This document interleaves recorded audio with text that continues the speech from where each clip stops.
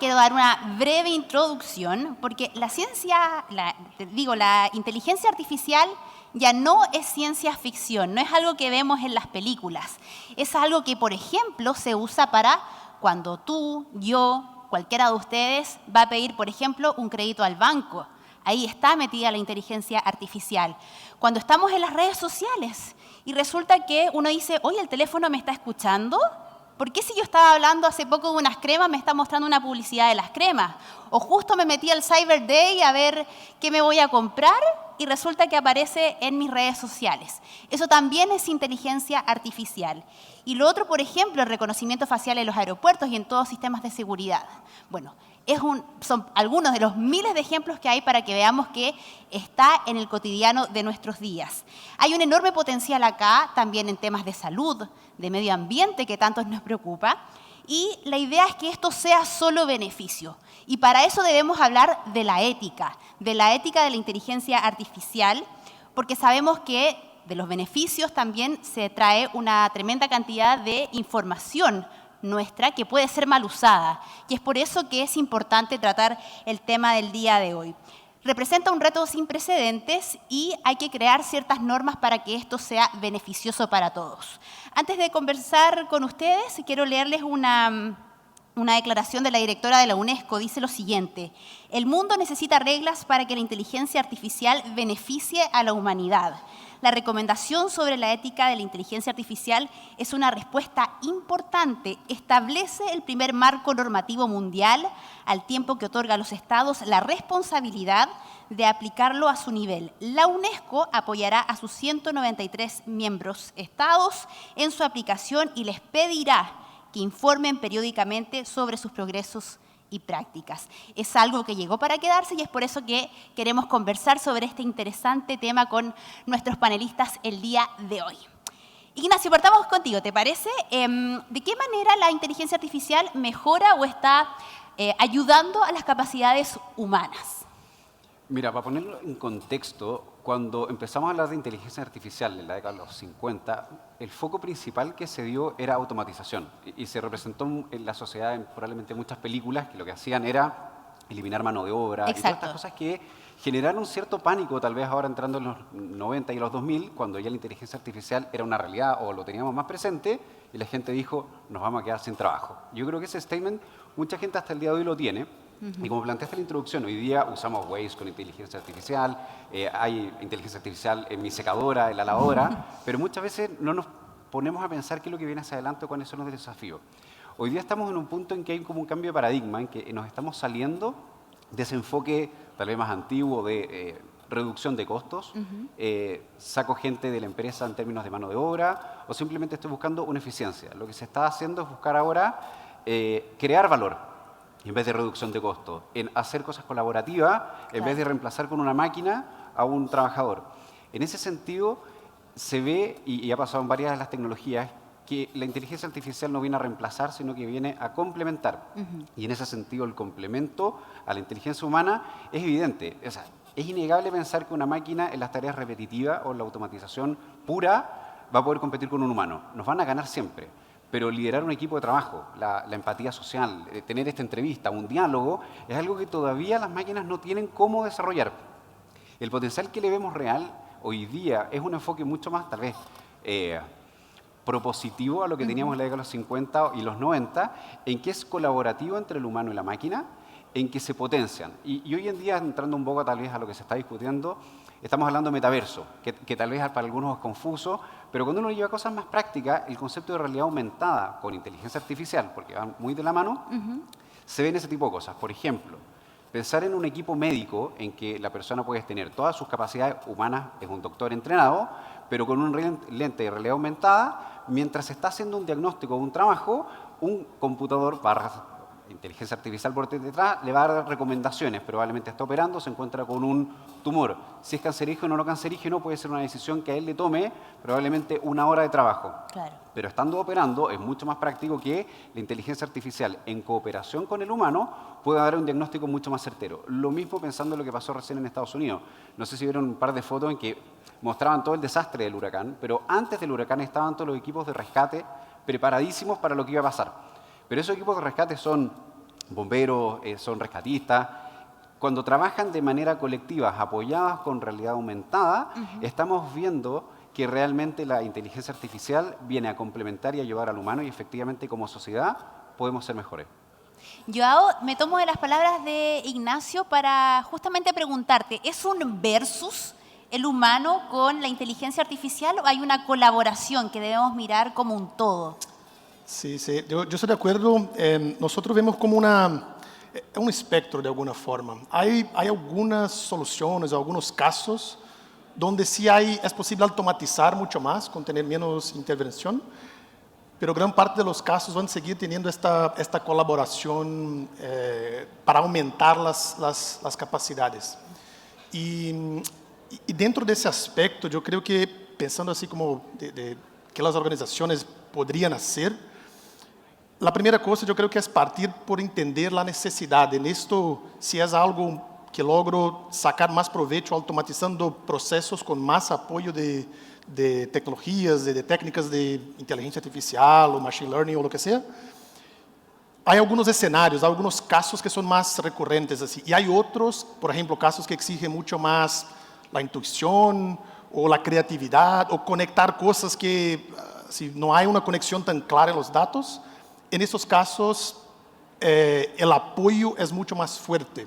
Entonces, si por un lado hay casos como por ejemplo recomendación, sistema de recomendación o sistema de clusterización de alguna forma, donde la necesidad es analizar datos y recomendar, está a un lado del espectro donde podemos sacar más provecho de esta automatización. Si es en el otro lado donde hay mucho más un trabajo creativo, de intuición, por ejemplo, no sé, la empresa quiere crear un producto nuevo o algo así, esto definitivamente hay que tener un apoyo de la inteligencia artificial, de los productos digitales. Y pensando en esto, hay una otra recomendación o estrategias que las organizaciones pueden tomar pensando en qué hacer para que la ética esté más incorporada y cómo hacer esta función entre la tecnología y las personas. Tenemos un caso interesante de un socio nuestro en Europa que crearon un whisky con inteligencia artificial. Un whisky de tomar. Yo no entiendo mucho de whisky, entendí un poco más de vino después que empecé a venir a Chile. Pero lo que ellos hicieron fue como tomar datos y parámetros de todo el proceso de la cadena de producción de este whisky, la bebida, y empezaron a generar una receta utilizando algoritmos ahí de inteligencia artificial, pero al fin del día tuvo la presencia de yo no sé cómo se llama, no es un enólogo, pero la persona que está ahí encargada del proceso de creación de este whisky, y eligieron algunas recetas y se generaron un producto físico que tomamos al fin del día. Y este producto ganó premios y algo así. Pero para hacer eso, si pensamos en una organización, hay datos que vienen de la producción de la uva, si tomamos el caso del vino, dónde se almacena, cómo se produce, de la operación, cómo se vende. Ellos tomaron incluso puntajes, por ejemplo, que las personas que toman avalían los productos y crearon una receta, y esta receta la pasaron a un experto, que yo creo que ahí entra este punto de la colaboración, pasaron un conjunto de recetas y como ya, creamos esta receta acá. Una persona decidió al fin del día. Pero todo el proceso de generar varias recetas, tomar datos, cuál whisky de alguna forma es más económico en el proceso de creación, que tiene mejor puntaje con los usuarios. Entonces, todo este proceso, si uno no tiene una calidad, un gobierno de datos, como hablamos acá al principio, un proceso de governance, en toda la organización, en todas las áreas, no sale. Entonces, que las organizaciones consideran esto como una etapa importante en todo este proceso de asociar la inteligencia artificial con las personas. Además de ser algo, imaginen el enólogo en el caso del vino, que recibe una receta y que alguien lo diga, mira, tú tienes que crear este vino acá con esta receta. Él va a decir, no, pues yo entiendo mucho más, yo estoy acá 20 años creando esto. Claro. Entonces hay que educar a las personas para que eso no sea una caja opaca, que la tecnología y la inteligencia artificial no sea algo completamente opaco así, para las personas. Entonces, esos procesos yo creo que ayudan mucho a que esta asociación sea más fructífera al fin del día. Ahora, Rodrigo, quizás en el vino o en hacer un whisky, de repente uno dice, bueno, no, la ética quizás no se hace tan patente, pero otra cosa es cuando hablamos, por ejemplo, del manejo de información privada. ¿Cómo nos aseguramos que la ética esté presente en la inteligencia artificial, sobre todo en temas que son mucho más delicados? Sabía que me iba a tocar la pregunta difícil. Es la pregunta del millón, es el nombre sí, de nuestro panel de conversación. Bueno, lo primero esperamos el whisky, para probarlo. Para probar. Debe ser el mejor del mundo, ¿no? Mira, cuando se habla de ética, primero que nada yo no soy experto en ética, digamos, acá somos todos un poquito más tequi que expertos en ética. Éticos espero que seamos todos. Yo creo que hay ciertas condiciones que se tienen que dar y que tienen que ser condiciones base para poder hacer un desarrollo de inteligencia artificial que permitan resguardar ciertas cosas.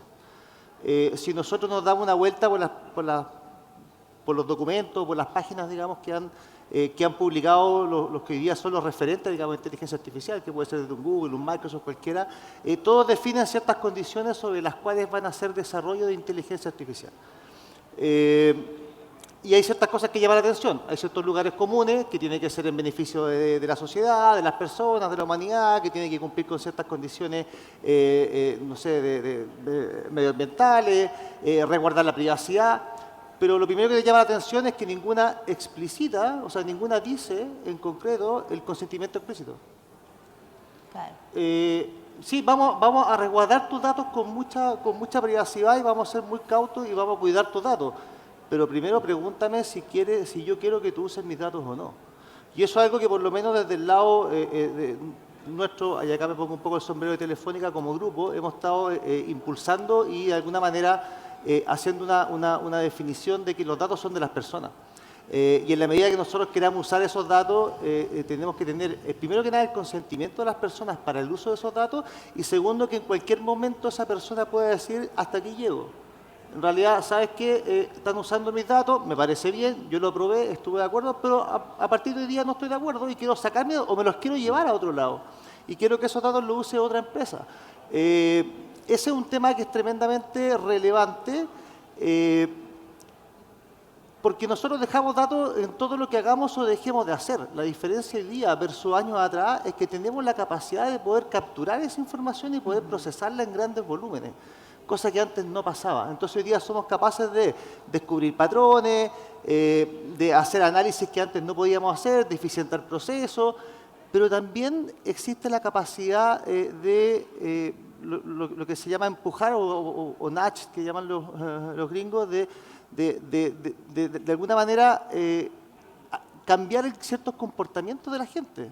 Y eso es lo que hemos visto, por ejemplo, con el tema de las fake news en las elecciones que fueron en Estados Unidos. Eso es lo que vemos en patrón de comportamiento y probablemente, y acá me van a retar si me escuchan, pero lo hemos visto también en nuestros hijos cuando se envician con un juego, cuando se envician con una red social. O sea, terminan siendo, digamos, industrias que se basan sobre ser capaces de generar, digamos, un comportamiento recurrente en niños y en jóvenes.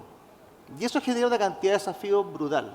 Si tú me preguntaras a mí cuáles son los principales desafíos, primero hay un tema y que tenemos que asumir como responsabilidad, como sociedad y todos los que estamos metidos en el mundo tecnológico haciendo eso, primero que nada con la educación. Tenemos que educar a la gente hoy día a que efectivamente aprenda a ser dueño de sus datos, tenga claridad para qué se usan sus datos y educar a los niños. O sea, yo diría hoy día probablemente las generaciones futuras, si nosotros hoy día vemos la cantidad brutal de información que nosotros generamos en nuestros teléfonos, en los smartphones y nuestros hijos también, yo creo que a más de alguno le llama la atención la poca privacidad que van a tener las generaciones más jóvenes sobre las redes sociales.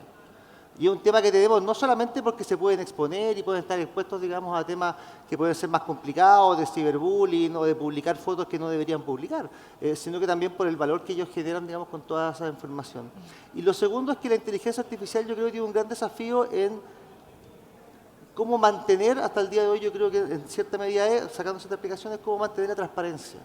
Y cuando hablamos de transparencia, yo creo que algo que se ha hablado mucho, digamos, en países anglosajones, es el derecho a la explicación, o right to explanation que le llaman, que en el fondo es, ok, usemos, digamos, cajas negras, pero yo quiero saber, o necesito saber, o tengo el derecho a saber, cuáles son las razones por las cuales tú estás tomando esta decisión por mí. Que puede ser desde por qué Waze me dice que tome este camino versus el otro, pero el día de mañana puede ser, digamos, decisiones mucho más trascendentales por una empresa. Y ese es un nivel de complejidad que no es menor mientras avanzamos en temas como Machine Learning y redes neuronales, donde perdemos la capacidad de entender la decisión que está tomando un algoritmo. O es tan compleja que en el fondo cualquiera de nosotros no sería capaz, digamos, de poder entenderlo. Claro. Y es un tema que hoy día genera mucho debate porque queremos tener algún control de esto, ¿ya? Y al final los que tenemos que tener la ética no es la inteligencia artificial, porque le estamos adjudicando a la inteligencia artificial una condición que no es capaz de asumir. Los que tenemos que tener la ética somos las empresas, somos las personas y los programadores que estamos detrás del mundo de inteligencia artificial. Se ha hablado de un código de ética universal, así como los médicos que tienen un código de ética, digamos, para los programadores para que cumplan con ciertas condiciones. Claro. Tiene que ser algo impulsado, creo yo, y esto es una opinión personal, más por la industria que por las leyes. La tecnología avanza mucho más rápido que la ley y tenemos miles de ejemplos en esa línea, y si no somos nosotros los que proactivamente nos ponemos de acuerdo y acordamos ciertos criterios y estamos esperando que haya una ley o una regulación que nos diga cómo lo tenemos que hacer, la verdad que vamos a llegar muy tarde y probablemente la cantidad de aplicaciones y usos que no son tan beneficiosos, digamos, para la humanidad van a estar ya arriba de la mesa y no hay manera de pararlo. Claro, por eso quizás existe una subestimación por parte de las personas comunes y corrientes respecto al uso de los datos. Ahora, Rodrigo hablaba de, por ejemplo, fake news o incluso de transparencia, Loreto. ¿Cómo nos aseguramos de la veracidad y de la actualización de los datos que nos va dando la inteligencia artificial? Bueno, que existen un montón de metodologías, estándares que están orientados a mejorar la calidad de los datos, asegurarse que estén actualizados, tener una buena gobernanza de datos. Pero la verdad es que tú puedes cumplir con todo eso, tener los datos perfectos, actualizados y aún así tener algoritmos sesgados, ¿ya? Entonces, tú puedes tener todo tu procedimiento impecable, pero ¿qué es lo que pasa si los datos históricos vienen con sesgo? Imagínate, no sé, históricamente no se le daban préstamos a mujeres. Y tú entrenas un sistema de inteligencia artificial con esos datos. El sistema va a aprender de los datos históricos y va a replicar esos sesgos. Entonces, ok, queremos que los datos estén limpios, actualizados y sin sesgo. Ya, le pusimos una cuota más de dificultad, pero ahí vienen más problemas. La persona que programa el código, el que hace el algoritmo, toma decisiones. Dice, este atributo lo voy a considerar, este no. Entonces, cuando toma esas decisiones, también está involucrando y poniendo más sesgos dentro del sistema.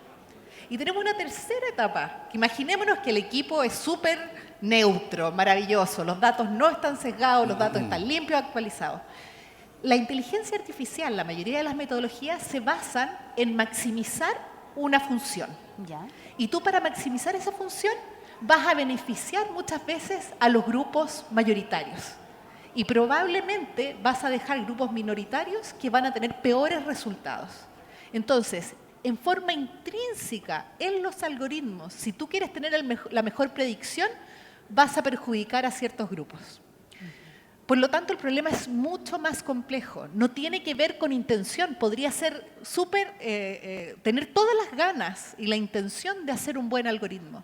Y que aún así esto no resulte de esa forma. Por lo tanto, esto hay que mirarlo de varias dimensiones. Es importante hacer investigación para poder hacer algoritmos que sean transparentes, en el fondo, que tengan explicación. Hay investigación, de hecho, que se está realizando para poder explicar las técnicas de redes neuronales. Porque yo quiero entender, si me dicen que me rechazaron mi crédito, ¿por qué? Imagínate, van y te contestan, porque el algoritmo nos dijo. No, o sea, necesitamos poder tener feedback, especialmente si son decisiones tan importantes y que afectan nuestra vida. La ACM, que es la asociación de computación más importante del mundo, tiene 7 principios que dice, para que los algoritmos sean éticos, los 7 principios, el primero es tener conciencia, por supuesto. O sea, tenemos que saber que, aunque sea hecho por un computador, eso no significa que sea objetivo. El computador lo hace, pero hay 1000 cosas entre medio que le entregan subjetividad. Entonces, nosotros como usuarios tenemos que estar conscientes. Las empresas tienen que dar la posibilidad de que los usuarios los contactemos y les preguntemos, ¿qué datos míos usaron? Ah, no, pues esa es otra Loreto Bravo. No soy yo, esos datos que estáis usando no son los míos. Y poder contestar. Porque eso es otro tipo de errores que pueden no ser malintencionados, pero ¿cuántas Loretos Bravas hay en Chile? En el mundo no sé si muchas, pero en Chile hay varias. Y así tienen varios requisitos que son complejos de considerar, pero que es necesario tomar en cuenta, porque nosotros podemos tener todas las mejores intenciones y aún así resultar con datos y algoritmos sesgados y no éticos. Ahora, de la mano de eso, en esta conversación que hablábamos, no de verlo como algo aparte, sino que algo que ayuda a la capacidad humana. ¿Hemos pecado quizás en un exceso de confianza, Loreto, con la inteligencia artificial como la llevamos al día de hoy? Entendiendo, por ejemplo, que puede tener errores, como decías tú, que pueden haber muchas Loretos y quizás lo que está decidiendo el banco, por ejemplo, para darte o no darte un crédito, tiene que ser algo que uno pueda cuestionar. Mira, más que pecar, yo lo veo como lo que ocurre con todas las tecnologías. Cuando llega una nueva tecnología, vemos un montón de beneficios, un montón de problemas y la sociedad tiene que empezar como a calibrarse. O sea, cuando se inventó la fotografía automática quedó el desastre porque ahora no había privacidad, porque te podían sacar una foto y después publicarla y querían prohibir las cámaras fotográficas. Eso es impensable ahora. Es lo mismo que pensar en prohibir la inteligencia artificial por los riesgos que tiene. Tiene un montón de beneficios. Entonces lo que tenemos que hacer es ir desarrollando estas técnicas para que sean explicables, para que sean transparentes, para que si yo estoy utilizando un algoritmo, soy responsable de ese algoritmo. O sea, si yo no te estoy dando el préstamo porque el algoritmo me dijo que no, yo tengo que tener una confianza bastante alta en mi algoritmo. Entonces yo creo que a pesar de que la regulación no lo resuelve por lo lento que viene el tema de regulación, yo creo que sí es necesario como empezar a avanzar en esa línea, porque todo lo que signifique eliminar los sesgos de los algoritmos significa un mayor gasto para la empresa. Claro. Y si significa un mayor gasto para la empresa, tienes que tener un incentivo fuerte. Y eso va a venir ya sea de tus clientes o de la regulación. Qué interesante, ¿ah? Ahora, Ignacio, ¿cómo monitoreamos que esto esté ocurriendo? Que hay una supervisión de la inteligencia artificial. Yo creo que esta es la parte más compleja, porque si vamos a hacer la historia un poco de lo que contaba Loreto de recién, muchas Loreto, o tomando el caso de análisis de riesgo para un crédito, uno podría decir, toca la puerta al banco, decir, mira, me rechazaron el crédito, preguntar y preguntar y preguntar, y llegar al gerente, alguien te va a decir, sí, mira, acá está el modelo, efectivamente, por alguna razón no fuiste sujeto a crédito. El problema que tiene la inteligencia artificial no es el antes, no es el hoy, sino que es el después, porque son modelos evolutivos. ¿Ya? Entonces, ¿qué pasa? Cuando se establece un propósito de inicio, pueden pasar horas, días o semanas y el propósito va a cambiar porque el contexto también cambia. Pensemos en algo que todos usamos al día a día, el lenguaje. O sea, si yo programo algo de inteligencia artificial, algo que todos han usado, en algún momento típico un asistente virtual, antiguamente le llamábamos chatbot, entendía pocas palabras, ¿sí? Ahora entiende más palabras, hablamos un poquito más del lenguaje natural. Pero si avanzas un poco más, el lenguaje también en algún momento deja descontextualizado a ese asistente virtual. Hay palabras nuevas, términos que trajeron las generaciones más nuevas y lo tienes que ir actualizando. El problema, y ahí vuelve a surgir el tema de sesgo, es que cada vez que se toca el modelo de inteligencia artificial, vas cambiando los resultados y efectivamente puedes introducir sesgos simplemente por palabras, por tocar el modelo. Entonces no solamente está la complejidad del modelo, fíjate lo siguiente, estábamos acostumbrados a todos los que trabajamos en sistema en que algo sale en producción, que se dice, que cuando está listo, se envasa, oye, está listo el chocolate, lo pongo en la góndola, ¿cierto? El chocolate, la receta siempre es la misma, me compra más o menos. En programación es un poco más complejo porque el programa lo ponemos, y realmente tenemos que hacer algunos parchados, entendemos que el proceso va cambiando, pero funciona relativamente estable. Realmente cuando hablamos de inteligencia artificial, lo voy a decir burdamente, pero nunca realmente se está en producción. Se prueba en producción constantemente porque es evolutivo hasta el momento que estamos hablando. Es así de complejo. Entonces, cuando me pregunta cómo controlar algo que es evolutivo al momento, tal vez la respuesta yo podría decir, mira, ¿sabes qué? No se puede. Ahora, obviamente que sí, uno puede hacer 25 preguntas respecto a la inteligencia artificial, desde lo básico, aspectos que ya discutimos ahora como temas de ciberseguridad o privacidad de datos. Pero saliendo de esas 25 preguntas, efectivamente por detrás van a haber personas que están metiéndole dedo o mano al algoritmo diario. Entonces vamos a pasar de un sentido de programación tradicional estanca, te voy a decir un sistema operativo o algo que conocemos tradicionalmente, a algo que cambia constantemente, y en ese cambio, en ese nuevo escenario, hay mecanismos para hacerlo. Ahora, más que mecanismos, hay personas. Hoy día en la industria de trading se habla mucho del concepto de MLOps, que es Machine Learning Operations, que alguien hace voy a hacer un algoritmo, y dice, mira, este algoritmo, vamos a volver al ejemplo de crédito, está acá, pero una vez que ese algoritmo se pone a disposición del usuario, llámese que uno está en la página web, ¿cierto?, solicitando el crédito, todos esos pasos, toda la parte de poner en producción este algoritmo, tiene que ser monitoreado para que efectivamente no hayan, voy a poner la palabra sesgo de nuevo, ni complejidad de cómo se está presentando, y monitoreado cada una de esas cosas. Es decir, el Quality Assurance, QA en términos de tecnología que se usa mucho, de antes que era, hago el QA, lo pongo en producción, ahora el QA es constante. Hay equipos que están en eso y efectivamente a nivel de tecnología dentro de IBM tenemos obviamente desarrollo en ese sentido. Estamos impulsando mucho esta automatización, primero dentro de la empresa. Recordemos que inteligencia artificial está en muchos frentes, pero en lo que es automatización interna de las empresas, los mismos sistemas. Fíjense que pensamos muchas veces en casos como al usuario final, pero la misma tecnología requiere de inteligencia artificial para optimizarse, para que los sistemas estén funcionando, para que el iPhone esté funcionando, que las redes estén funcionando. Y en ese ámbito, MLOps es crítico, como te digo, como para cerrar la pregunta. No creo que sea 100% definido al día de hoy, porque está siendo evolutivo, pero cada uno de los pasos tiene que tener un monitoreo crítico para que el tema de sesgo, el tema del modelo esté pendiente 100%. No vamos a tener nunca un sistema de inteligencia artificial en producción que alguien pueda decir, lo terminé. No lo conozco aún.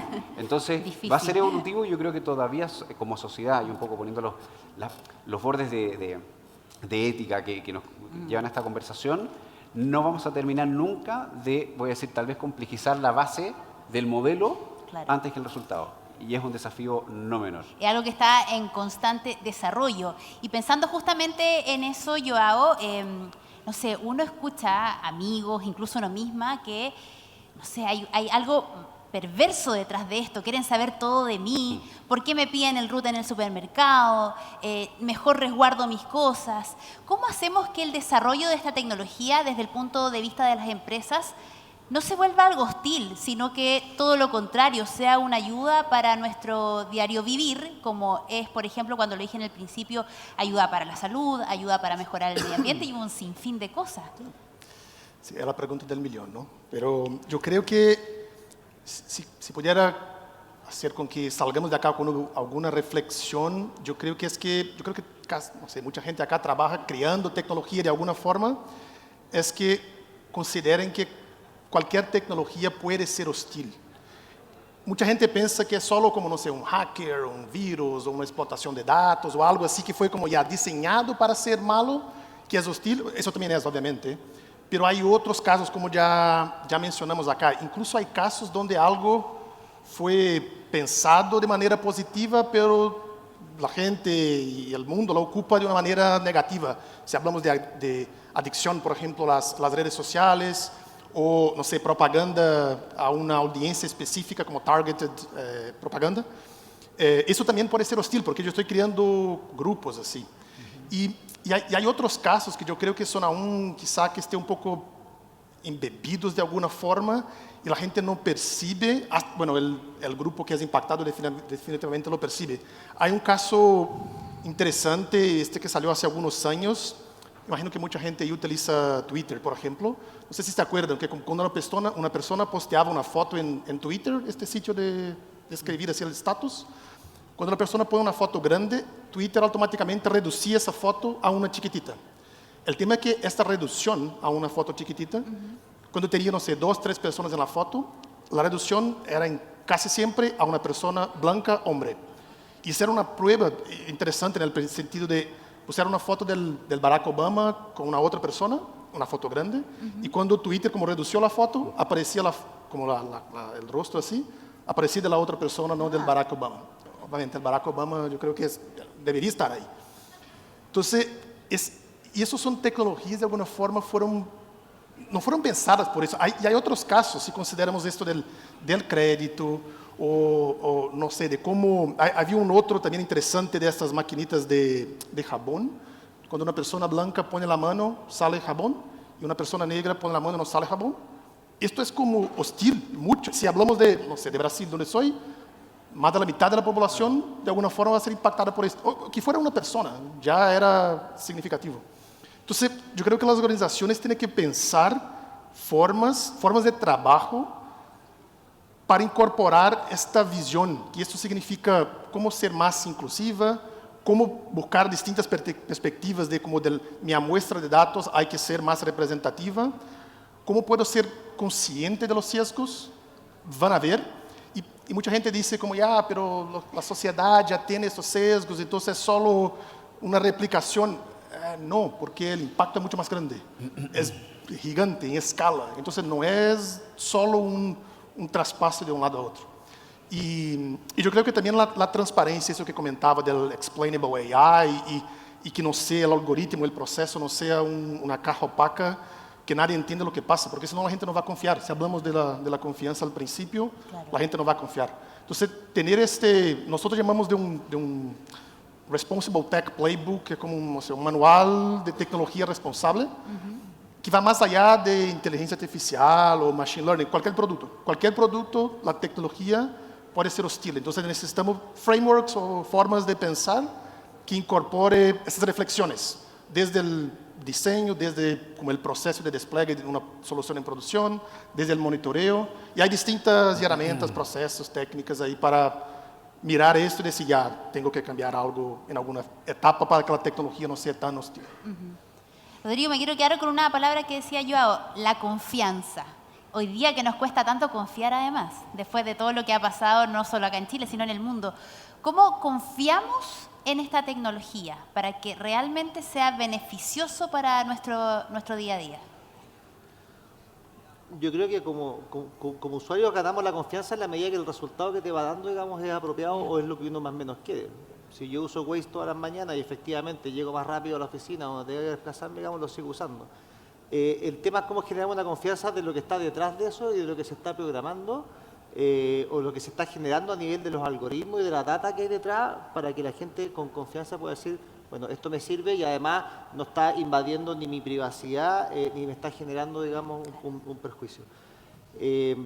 Es difícil porque es una decisión lo que tiene que estar detrás, una decisión, digamos, de la empresa, de nosotros como personas, de los programadores, de generar, digamos, una inteligencia artificial en favor del beneficio de las personas. Y eso, digamos, tenemos que, de alguna manera, maximizar funciones que se orienten a eso. Déjame ponerte un ejemplo cuando hablamos de maximizar funciones. En su momento, hoy día quizás menos, había mucha discusión de los autos autónomos. Entonces, mira, con los autos autónomos, ¿qué es lo que va a pasar? Ojalá nadie manejara, porque claro, le sacamos el factor humano por medio, digamos, si todos los autos fueran autónomos, todos, digamos, estarían cumpliendo las reglas del tránsito, ninguno andaría más rápido, digamos, de la velocidad máxima, mantendrían la distancia con los autos, etcétera. Porque hay una decisión detrás de que lo que se maximiza es la seguridad. ¿Qué pasa si yo cambio ese algoritmo en mi auto porque quiero llegar rápido y maximizo llegar más rápido, digamos, a algún lugar a mi oficina? Entonces hay una decisión detrás que cambia todo el escenario, porque si todos los autos están cumpliendo con la regla y nadie se pasa a la velocidad máxima, tengo una tremenda oportunidad de llegar mucho más rápido. Si andan todos a 60, más o menos todos tienen 20 metros, entonces yo me puedo meter entre medio y maximizo una función distinta. Y eso corre para todo, ¿verdad? Corre para todo, digamos, lo que estamos haciendo. O sea, uno puede decir las redes sociales, oye, los algoritmos, ¿qué es lo que maximizan?